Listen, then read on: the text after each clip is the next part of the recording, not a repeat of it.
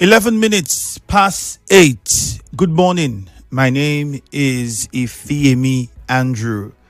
On the show today, of course, as always, a bit differently this time, we wouldn't be discussing politics, but issues of development, and it concerns the civil service. Now, last week, we saw appointments of permanent secretary, and we also heard the governor say that those who had aided illegality during the 6-month emergency rule would definitely have their punishment come at some point. Because the records will be there, he says, and they would, from time to time, bring up those records, and those who are found wanting would face punishment for encouraging illegality and aiding people to carry on illegal acts within the civil service. There are also other activities that the governor had carried out, which include the dissolution of some boards. And one of them is the River State Micro, I think it was RIMA, yes. And RIMA had been quite, you must be honest, before we had all that we had, it was quite effective.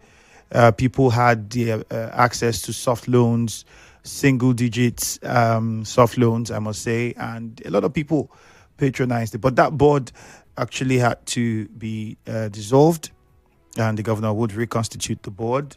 And some of the things that he's done. And there are many people asking, which is very fundamental, this question, and that is, those civil servants that perhaps must have been unprofessional in their conduct during the emergency rule, should they be blamed?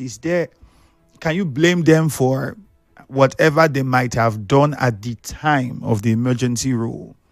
Because don't forget, there are those that might say they might be doing it because they're trying to save their neck because of how the government was at the time. And don't forget, there were also those who stood by what was professional, regardless of what the situation was. This morning, we would be speaking with the chairman, Nigeria Union of Civil Servants, River State Chapter, Chukuka, Osumah. Sir, good morning. Thank you for joining us. Thank you, Andrew. All right, you're welcome. First, start by giving us an idea of what unprofessional would mean within the civil service, or misconduct. What could a civil servant do that could be described as a misconduct or unprofessional? Okay.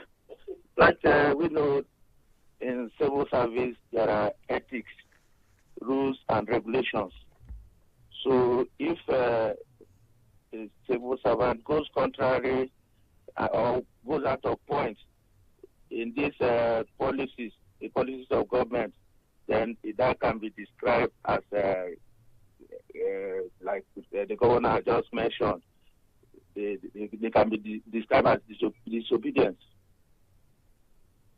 Disobedient. So give an example. Is it that the civil servant maybe signed a certain document, or the permanent secretary approved a certain document, or perhaps granted an interview to the media? Or, because I know civil servants hardly want to speak to the media, they'd always say, oh, we need to have this.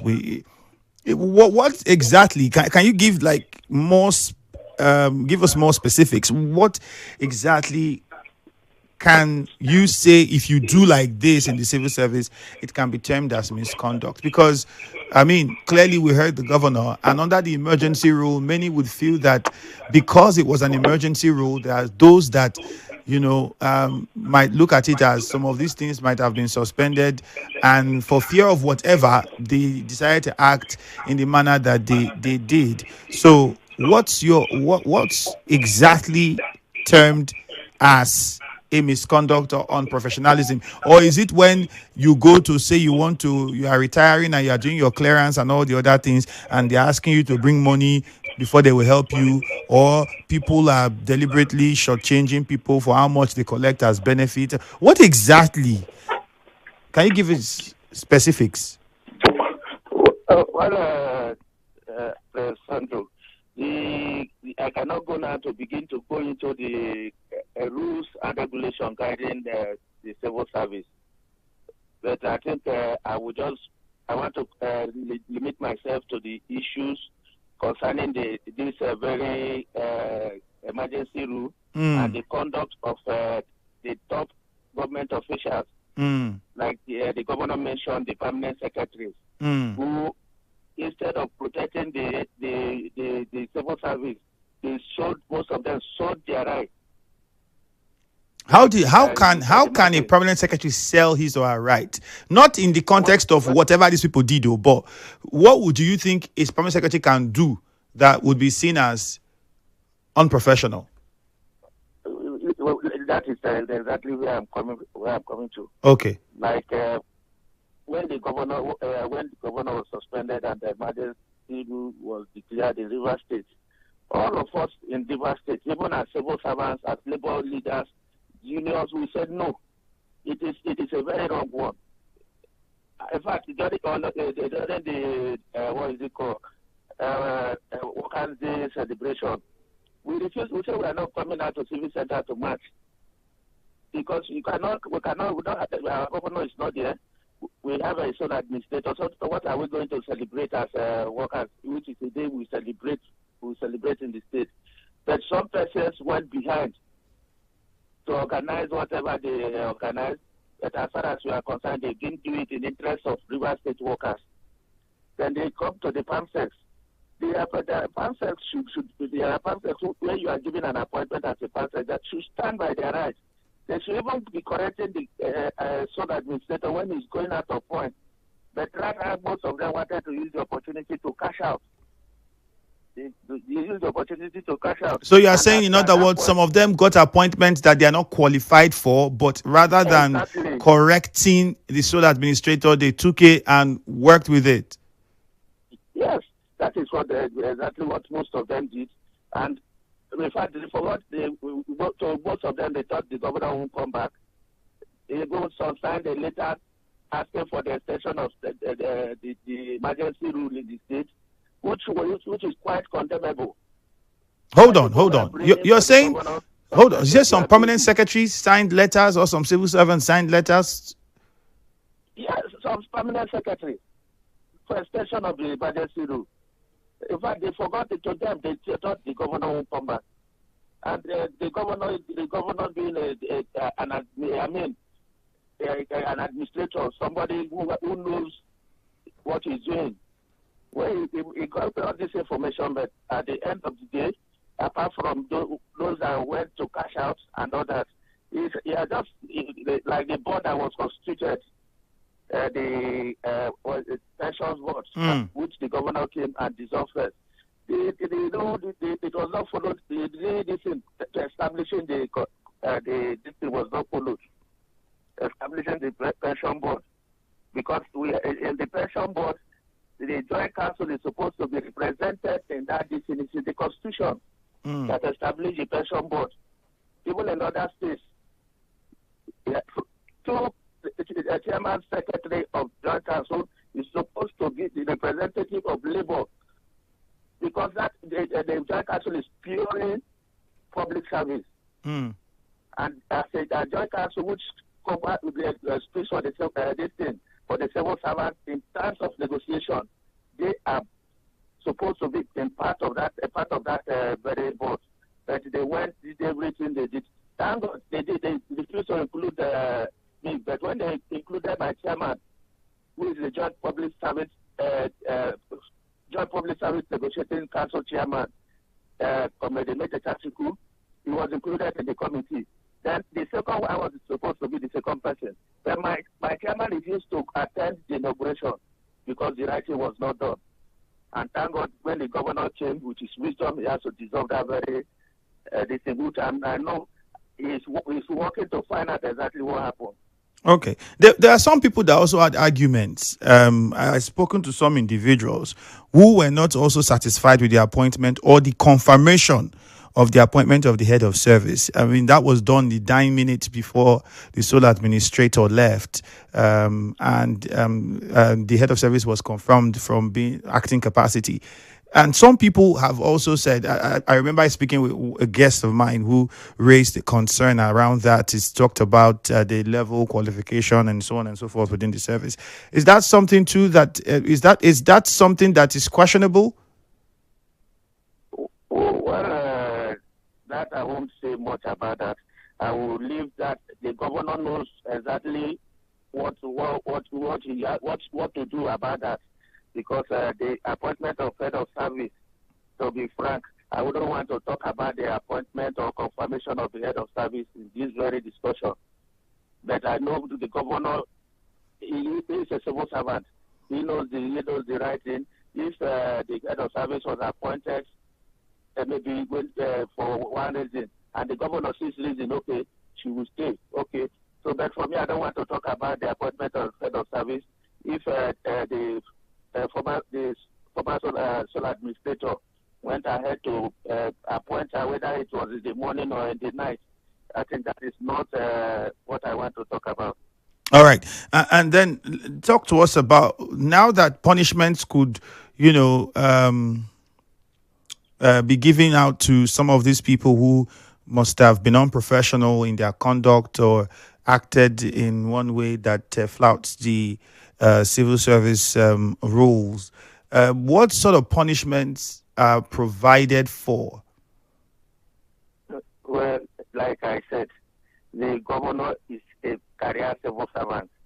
We have rules and guidelines governing the civil service, and as far as the governor is concerned, we know he cannot go outside that distance. So if there are applied punishments for those farm sets that deviated, I believe the governor is going to take the right action against them.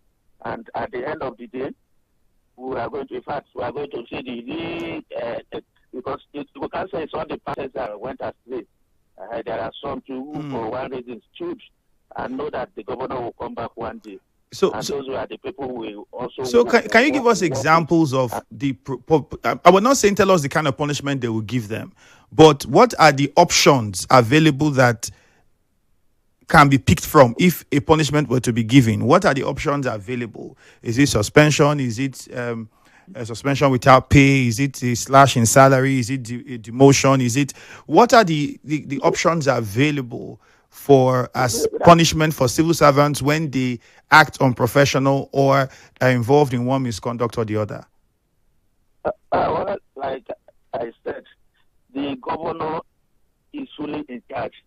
If he looks at your offense and it is maybe removal as a farm sec, he will do it. If you look at it, it amounts to suspension. The permanent secretary will be suspended or stripped off of his appointment as a permanent secretary.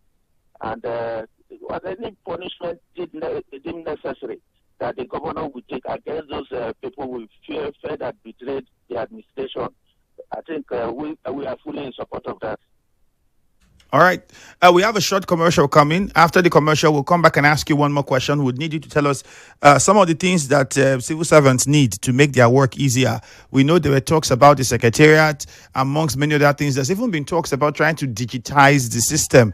After the commercial, we'll get your opinion on all of those and then take some questions from the listener. It's okay. All right, stay with us. The conversation continues. You can send us WhatsApp messages. Would you blame those civil servants who did whatever they did during the emergency rule? Let us know what your thoughts are. 0809-030-6416. For those of you who joined in late, go on Facebook at Nigeria Info 92.3 PH. You can listen to everything that was said by my guest, especially when he said there were some permanent secretaries that signed documents seeking for the extension of the emergency rule. Well, we'll get more of your reactions after the break. Mom's love is pure.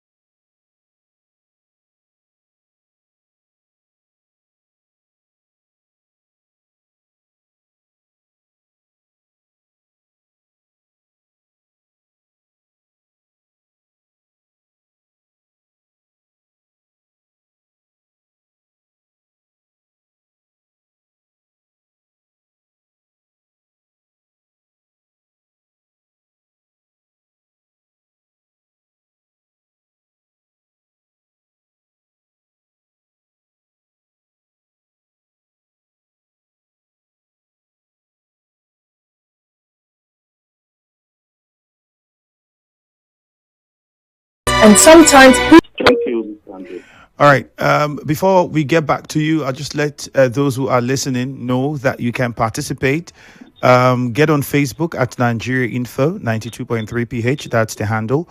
Let us know what your thoughts are and your response to the conversation. You can also use the WhatsApp number 0809 0306 416. For those who do not have the phone numbers, just call them out now so you can have them written down. 0817-923-0007. Again, 0817-923-0003 or 0817-923-0002. Any of these numbers can give you access to us on Facebook. Ibibia Fineman says, I support the governor to punish those overzealous permanent secretaries for neglect to ethics and professionalism. Ibisiki God's Time says, okay, Idala Toby, the civil servants don't have money now to go to the media. That is why they do things on their own. Woha Loki says, good morning. If the governor was forgiving, they too should be forgiving. Woha Loki from Iwofe. Well, those are some of the messages we are finding on Facebook. All right, let's come to you quickly, Mr. Chukuka. So, what are civil servants? What should civil servants expect, or what are civil servants expecting now from the government? I mean, there's a lot that needs to be attended to: salary, retirement benefits, retirees, pension, the secretariat as a structure, and so on and so forth. So, what are civil servants expecting? The joy and happiness that followed the governor's return can tell you that the governor is loved, and he loves civil servants, as I'm telling you, because that is his constituency, and generally reversible. So, like you said, the 6 months of this emergency rule did not give, in fact, it took us backwards, I mean, a year backwards, because the project, let me just start from the project, the Trans-Calabari Road, so like Mr. Came and stopped all those things. So I know that His Excellency will go back to those projects, because I know he has a listening here. For the sole administrator, he wanted to discredit him so that he can continue to stay there and maybe lavish our money. But thank God, man's plan is not God's plan. It's interesting you are saying this, because the sole administrator got an award from civil servants, I'm sure, as a performing. We were not part of the award. So that is what I'm telling you, that there are civil permanent secretaries who if we want to give award, maybe we want to give award to the governor. We, as a Nigerian Civil Service Union, we will write to the governor, tell him we want to give you an award. I will mention things you have done. We will not tell him, for the first time, we will not collect a Christmas bonus. What we used to collect 10,000, 20,000, at a point it doesn't come in. But he stressed to give us 100,000. They create, in fact, at the time, it was the highest paid, it was paying the highest minimum wage of 85,000, while federal government approved 70,000. Before IBR now went up to 104,000, which we know, he promised us that he's going to look at it again. So there are so many things he has done, promotion, even the issue of employment in the secretariat, like you are talking about the dilapidated state of the state secretariat. He came to the state secretariat, sorting himself. So which people organized the award that they gave the solar? Because they were civil servants too. Well, I won't tell you. I know those they know themselves, because we aren't there. We aren't invited. We only had it in the pages of newspaper. So, but there's nothing that is said. They gave him an award. They know the reason for giving him the award, why they gave him. But as far as we are concerned, with the unions, the award was not merited. Okay, all right. 0817-923-0002. You can also call 0817-923-0003, or you call us on 0817-923-0007. 0007. Any of these numbers. Ida from Nkoro, good morning. Hello, Ida, good morning. Okay, I think we lost the call from Ida. We'll go to WhatsApp and take your messages. Numbers again are 0817 923 0002 or 0817 923 0003. You can also call us on 0817 923 0007. Any of these numbers will get you across to us this morning. Okay, we'll go to Chukuka. I think Muriel is on the line. But first, this message on WhatsApp here says, what's the position of the initiated promotion exercise before the return of the governor? The governor should be aware that the PAMSEC is an appointment made by the governor of the state, hence their loyalties to the governor or administrator in charge. Ifiemi, your guest, I think, is not capable of the office, so he's afraid he doesn't want to tell us the whole truth. Ngozi Williams, Apoku from Ichie. This one says you can't end evil with evil, and those were the losses, but the governor wins. Let's go to Chukuka. Muriel, good morning to you. Good morning, Muriel. Muriel, we can barely hear you. Okay.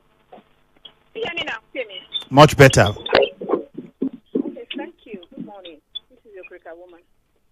Well, you hear me? I think it is so wrong. In fact, even when the Bible says a man's enemy is mostly from his own household, that is clearly what I saw with those civil servants that went ahead to do all these things.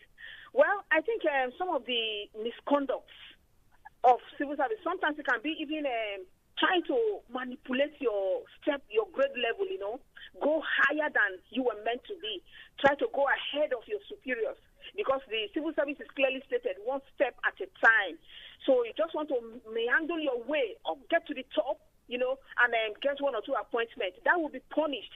And I think there are codes of conduct guiding the civil service. So, and there are punishment measures, according to every kind of misconduct.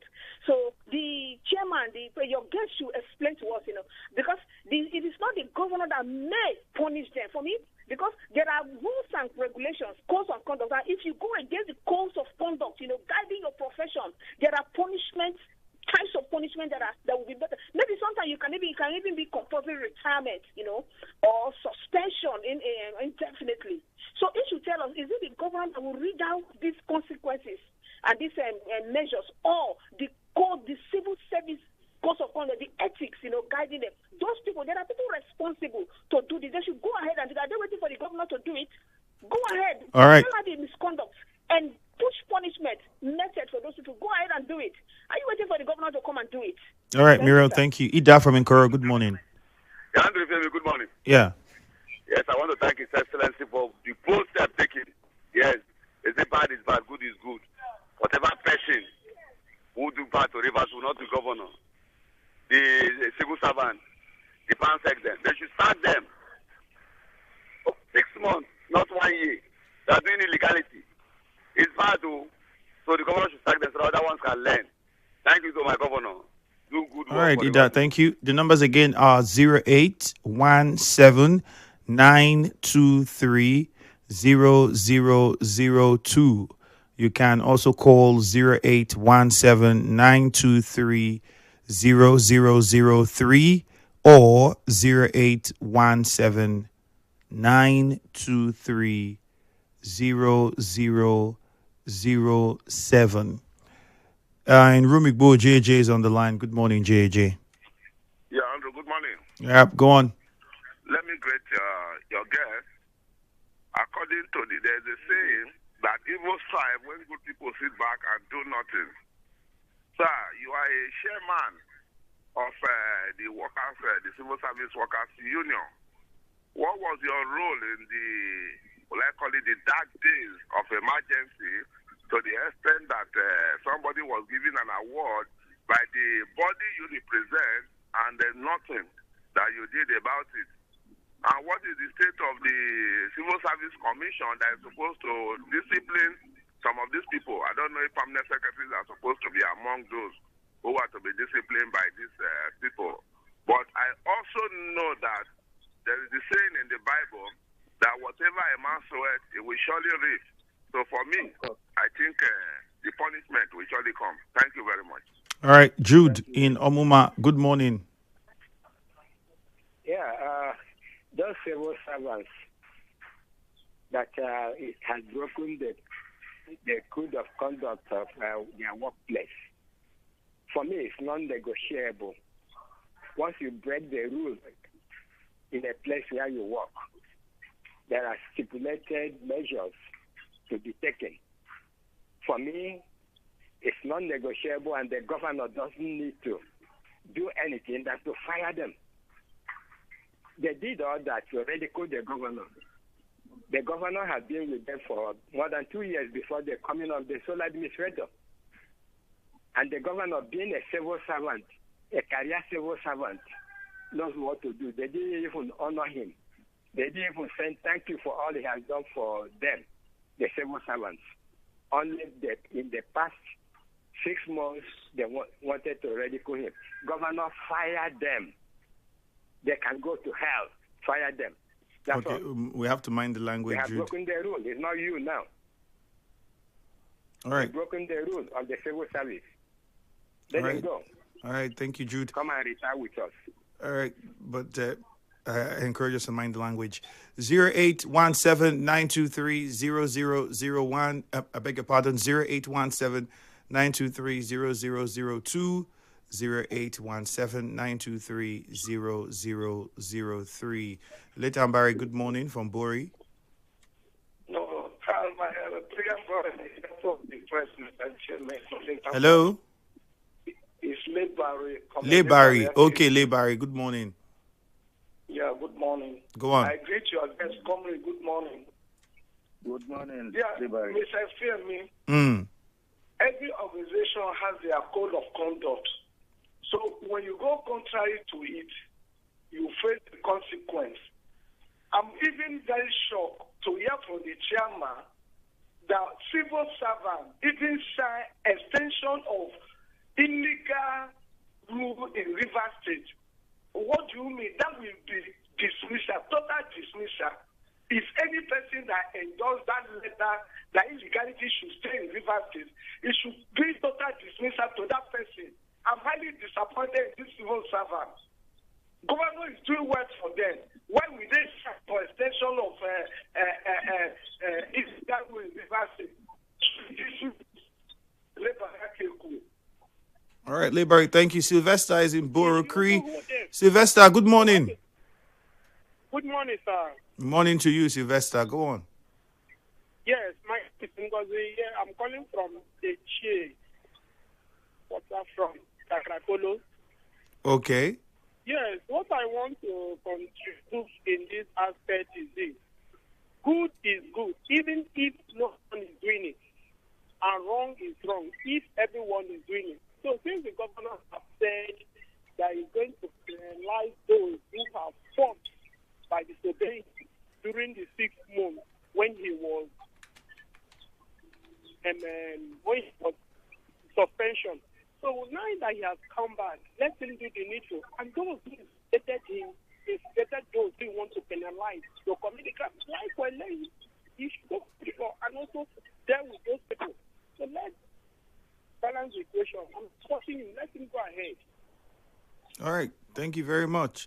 We'll see if we can take one more call and then we wrap things up. Meanwhile, on WhatsApp, a few more comments coming in. This person says, as far as I'm concerned, no illegality because they were directed to and acted upon. The governor should move on or go to court to challenge the emergency room before Ernest. Please ask the chairman why Civil Service Union isn't pushing the state government to make us have digital clocking devices in our office. Yeah, there's something that's a great one. Let's quickly hear from Dokubo and then we go to my guest as we wrap up. Dokubo is in Port Harcourt. Good morning. Good morning. Yeah, good morning. Go on, please. I'm talking in respect of the ongoing program. You don't do now. Hello? I'm on phone. Hello? Yes, Mr. Dokubo, go on. Yes. Concerning the issue on ground, okay? I'm also a retired civil servant.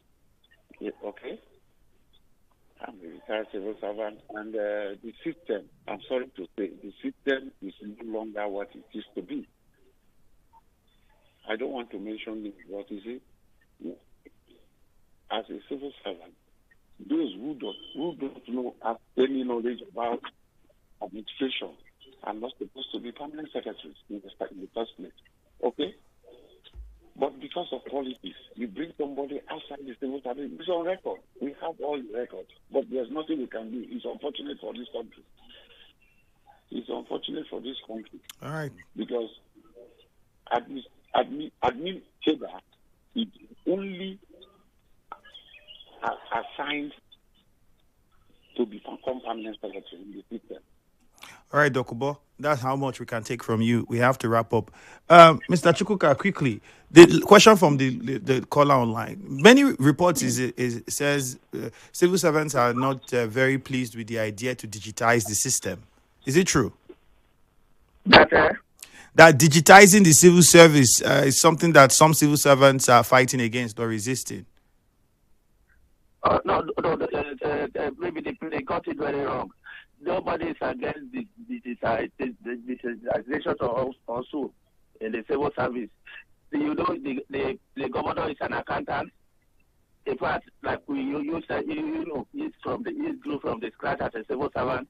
So if he deems that there are no records, it's the right of the governor to call those responsible, the establishment or the head of service and all that. Let us get the proper biometrics of this. Let's do digitalization. When the bank came in, the sole administrator, that was not his mandate. His mandate is to come and make this in River State, but he came here and dissolved all the platform our governor has built. In fact, as we are talking to you, we wrote to the governor when they said contributory pension and pleaded with him, which the governor said that contributory pension, how can you do contributory pension? Workers are contributing, the government side is not contributing. Then when you retire, they give you back what you contributed. Police is fighting against contributory pension, and you are introducing contributory pension in the state. Why other people are adopting it? So that was even the issue that when they started this issue of biometric. When they started that issue, we kicked against it. Then they said they want to get a complete data of the workers in River State, and that led to the sole administrator declaring 5 billion when you've not paid. Workers have not collected salary. All the workers have not collected salary. What is it called? Overhead Mr. Chukuka, unfortunately, time will not allow us to take any more from you, but thank you for being a part of the show and for the little that you have shared with us this morning. Thank you. Have a great day. Oh, so sorry. We had to interrupt you there. We have a commercial to go for. My name is Ifiemi Andrew. Hello, Port Harcourt is next. Good morning. Waiting they create